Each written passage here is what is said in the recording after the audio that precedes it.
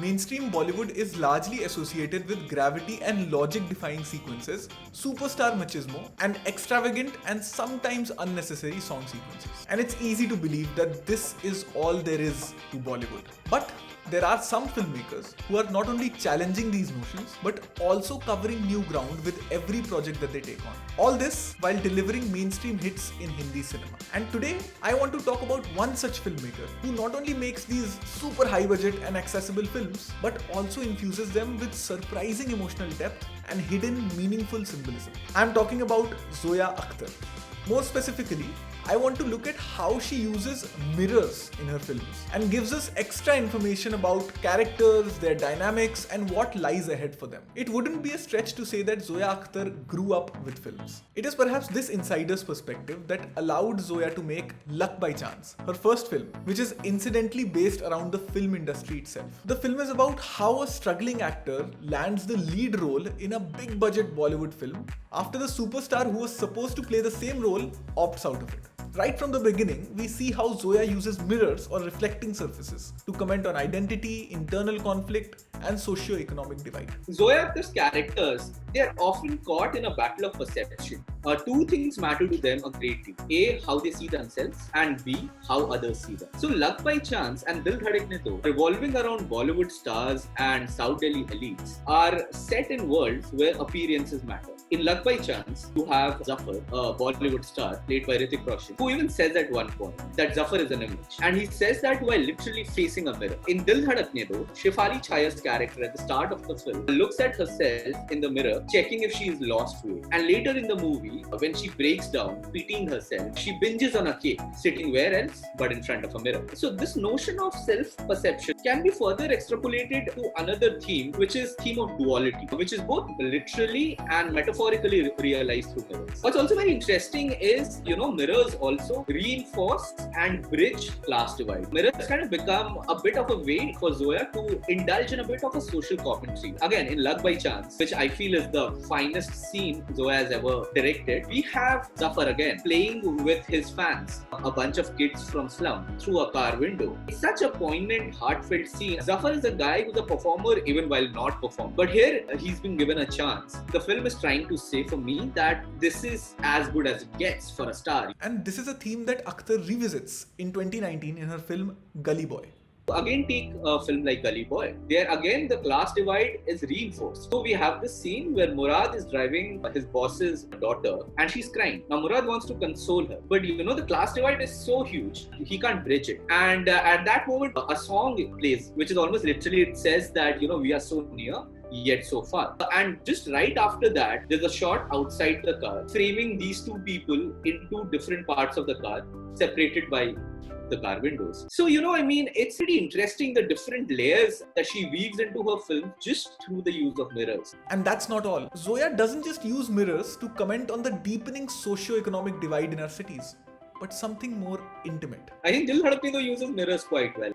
What we should reveal, what we should hide. There's a constant interplay between the two. There's almost tangible tension that can be sliced with a knife. It's so there. At the start of the film, Priyanka Chopra is quite visibly pissed off that her name was not included on the wedding card and things like that. She's always treated as a second-class citizen in her own family. And that kind of becomes a recurring theme of her life, is not being allowed to be herself in front of her husband.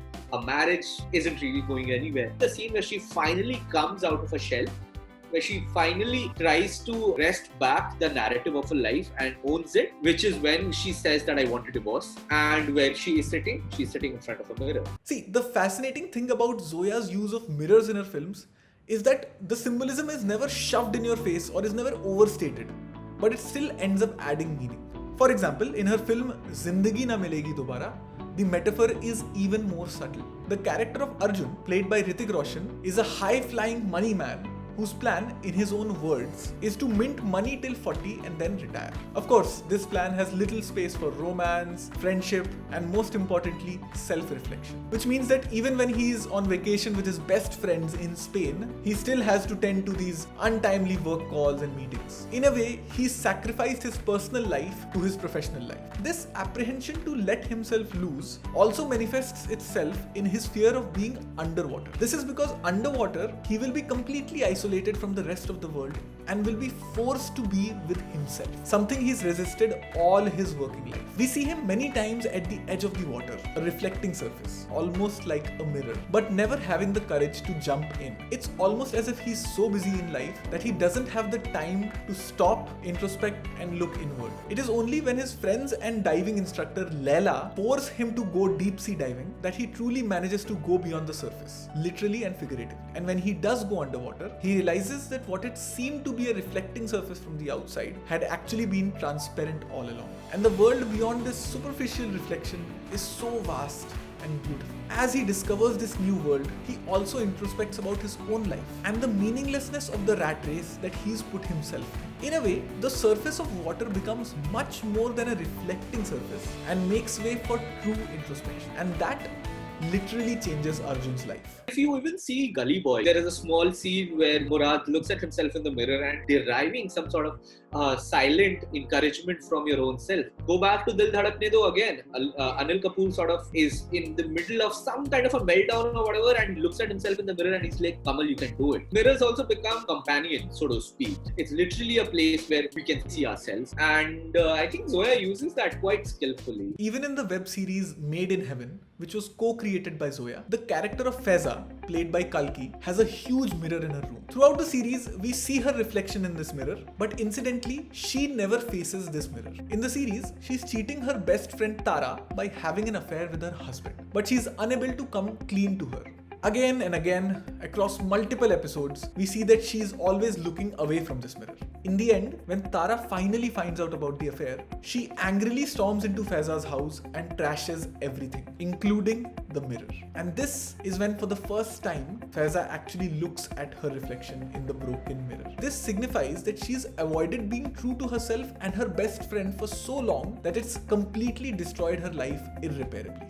Akhtar also uses mirrors to depict male ego and narcissism. The notion of male narcissism is also quite important to Zoya or to her films. Mirrors in her films become venues where we don't just see ourselves, but we also see others. So there's this scene in Dil Dhadakne Do. Shefali Chaya is, I think, she's getting ready in front of a mirror. She's about to go somewhere for a party or something, and her husband, Kamal, played by Anil Kapoor, he walks into the room, checks himself in the mirror, and pays no attention at all to Shefali Chaya. And there's a brief moment where the camera stays with her and it kind of registers her baffledness that, like, you know, does this man not even see me at all? Are we even seeing each other? Are we even talking to each other? And even in the ghost story shot, we get a scene where Vijay Verma's character is hugging Janhvi Kapoor, and he's supposed to be a married guy, he's really not into her and things like that. And in that scene, I mean, Janhvi is hugging him tightly and this guy, he's not even there, you know, I mean, he's looking at himself in the mirror and sort of admiring himself. So there are parallels not within just one film, but also across films that kind of talk to each other and mirror each other. Films, like any other art form, can be used to tell larger than life stories, create memorable characters, but also convey interesting ideas. And the fact that a filmmaker works in mainstream Bollywood does not mean that she cannot use symbolism to convey these ideas. With every film, Akhtar creates flawed, memorable characters, tells uniquely Indian stories, but never fails to show society a mirror.